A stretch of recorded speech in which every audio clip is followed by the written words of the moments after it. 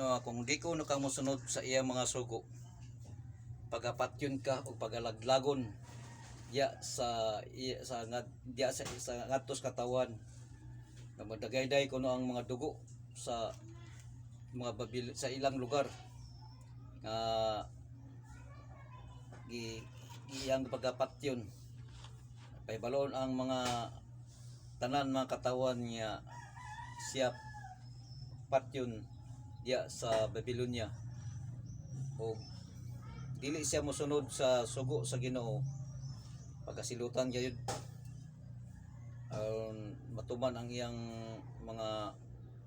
mando samahan nga sumusunod siya sa iyang mga sugo aron dili siya patyon niya ang matanan niya nga gisugo tumanon niya ug maura kani ang mga yang